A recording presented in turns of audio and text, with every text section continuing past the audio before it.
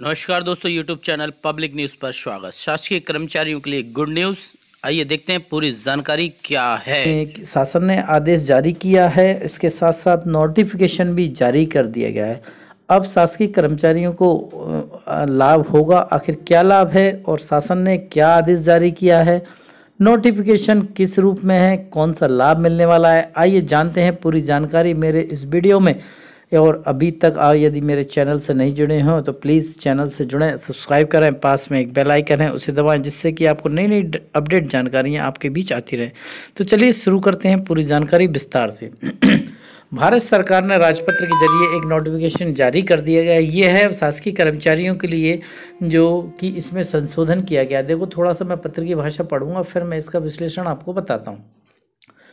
केंद्र सरकार वित्त मंत्रालय की 22 दिसंबर 2003 की राजपत्र अधिसूचना सरल 5/7/2003 ECB PR के पैरा 1 में आंशिक संशोधन करते हुए राष्ट्रीय पेंशन प्रणाली NPS को युक्तिसंगत बनाने के लिए सुझाव देने हेतु गठित समिति की सिफारिश पर सरकार ने 6 दिसंबर 2018 के निर्णय के आधार पर उक्त अधिसूचना में संशोधन किए गए हैं। क्या संशोधन किए गए हैं, आइए उस पर थोड़ा सा हम प्रकाश डालते हैं। नंबर 1, उक्त अधिसूचना के पैरा 1 में कर्मचारियों द्वारा भुगतान किए जाने वाला आंशिक मासिक अंशदान वेतन और भत्ते का 10% होगा और केंद्र सरकार द्वारा उसके बराबर राशि जमा की जाएगी को इन शब्दों में प्रतिस्थापित किया जाएगा। कर्मचारियों को मासिक अंशदान उसके पेंशन और महंगाई भत्ते DA का 10% होगा और केंद्र सरकार का मासिक अंशदान उसके वेतन और महंगाई भत्ते का 14% होगा।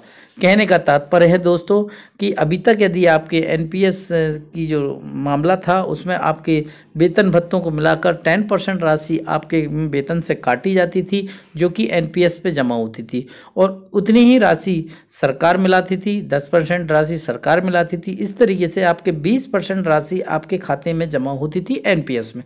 परंतु इसमें आंशिक संशोधन कर दिया गया है और इसमें कर्मचारियों को वेतन से तो 10% कटौती होगा और शासन जो मिलाएगी उसमें 14% का कटौती कर उसमें मिलाया जाएगा। एक तो ये संशोधन अभी तक व्हाट्सएप पर और फेसबुक पर इस पर ऐसे ही चल रहा था, परंतु अब आधिकारिक नोटिफिकेशन जारी कर दिया गया है।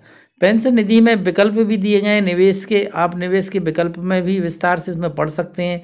ज़्यादा गहराई में हम NPS में नहीं जाएंगे, क्योंकि सरकार ने NPS में एक तरीके से हमको बांध दिया है, हम ज़्यादा कुछ नहीं कर पाते। और इसमें एक चीज़ और देखी है जो मैंने इसमें थोड़ा सा मैं देख पाया हूँ कि इसमें और एक नई चीज़ जोड़ी गई है दोस्तों।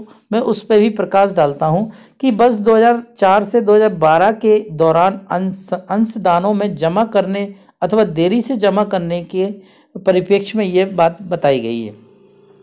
कहने का मतलब है, यदि आपकी NPS कटौती समय पे नहीं हुआ, देरी से हुआ, नहीं हुआ, उसके बारे में उन्होंने भी थोड़ा सा विस्तृत डिटेल यहाँ पर दिया है।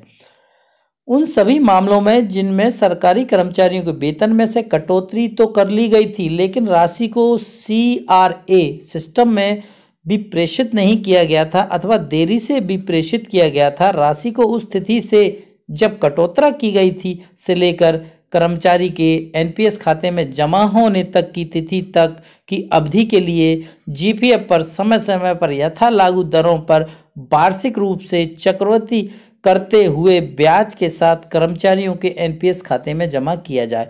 दोस्तों, इस पॉइंट में यह स्पष्ट दिया है 10 नंबर, यदि आपकी राशि से कटौती हो चुका है परंतु वो NPS के खाते में जमा नहीं हुआ, देरी से जमा हुआ, 2 महीने, 3 महीने, 4 महीने, 1 महीने, तो जो जितनी देरी से आपका कटौती देरी से जमा हुआ है उस दौरान की अवधि का चक्रवृद्धि ब्याज के हिसाब से आपको ब्याज मिलाकर आपके NPS खाते में जमा किया जाएगा। इस पॉइंट से यह पूरा स्पष्ट उन्होंने कर दिया है। अगले पॉइंट की बात करते हैं। उन सभी मामलों में जिनमें वर्ष 2004 से 12 के दौरान किसी भी अवधि हेतु सरकारी कर्मचारियों के वेतन से NPS अंशदानों की कटौती नहीं की गई थी, ऐसे कर्मचारियों को अंशदान अब जमा कराने का विकल्प दिया गया है। यदि वह अब अंशदान जमा करने का विकल्प चुनता है तो राशि को एक मुश्त रूप में अथवा मासिक किस्तों में जमा कराया जा सकता है।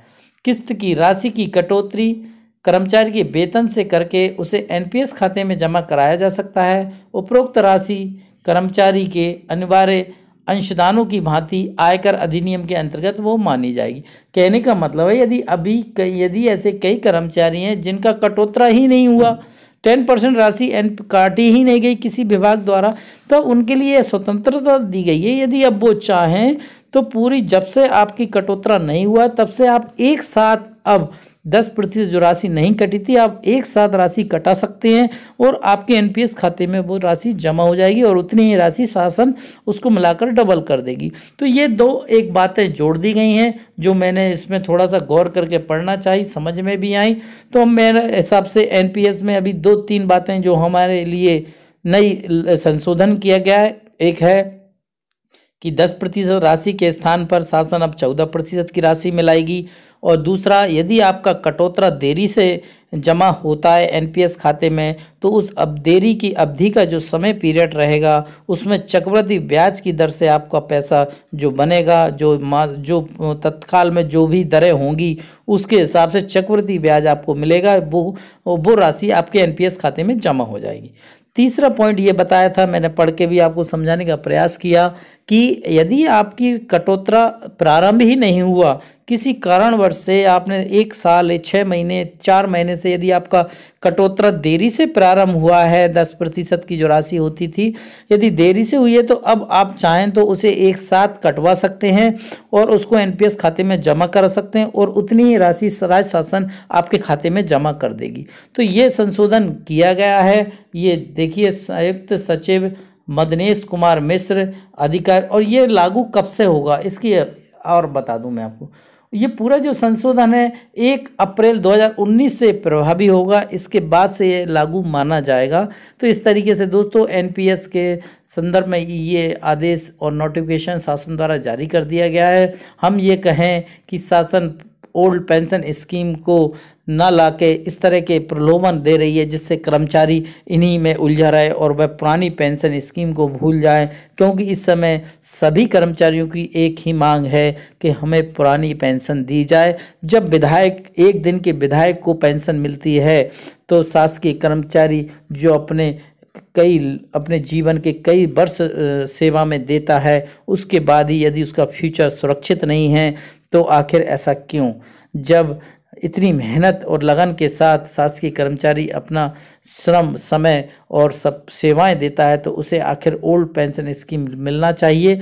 ये पूरे भारत की मांग इस समय चल रही है। मोदी सरकार से लेकर प्रदेश की सरकार को सोचना चाहिए, कर्मचारियों को ओल्ड पेंशन स्कीम का लाभ दिया जाना चाहिए। एनपीएस सिस्टम जो कि मार्केट बेस पर आधारित है, इसको लागू करने से कर्मचारियों का भविष्य सुरक्षित नहीं है। इसी डर से कर्मचारी परेशान हैं और लगातार एक ही मांग कर रहे हैं कि हमें ओल्ड पेंशन स्कीम लागू की जाए। और ऐसा बीच में ऐसा लगा भी था कि मोदी सरकार और स्टेट की सरकारें इस तरह का करने वाली हैं, परंतु बजट सत्र जब निकला मोदी सरकार का, केंद्र सरकार का जब बजट सत्र निकला तो उसमें ऐसी कोई बात नहीं की गई है। फिर कर्मचारियों को निराशा हाथ लगी। अब आगे देखते हैं क्या लोकसभा चुनाव के प्रलोभन में मोदी सरकार ये ओल्ड पेंशन स्कीम का लाभ कर्मचारियों को दे पाएगी। ऐसा माना जा रहा है मीडिया के माध्यम से कि अभी मोदी के सिक्सर बाकी हैं लोकसभा चुनाव से पूर्व, तो ये एक बहुत बड़ा सिक्सर हो सकता है यदि कर्मचारियों को ओल्ड पेंशन स्कीम का लाभ दिया जाए। ऐसी अनअपडेट जानकारियां दोस्तों आपके बीच में पहुंचाता रहूंगा। मेरे चैनल से जुड़ें, सब्सक्राइब करें, पास में एक बेल आइकन है उस पर क्लिक करें जिससे कि आपको नई नई अपडेट जानकारियां मैं समय पे लेके आता रहूं। धन्यवाद दोस्तों, फिर मिलेंगे एक नई जानकारी के साथ। दीजिए इजाज़त। जय हिंद।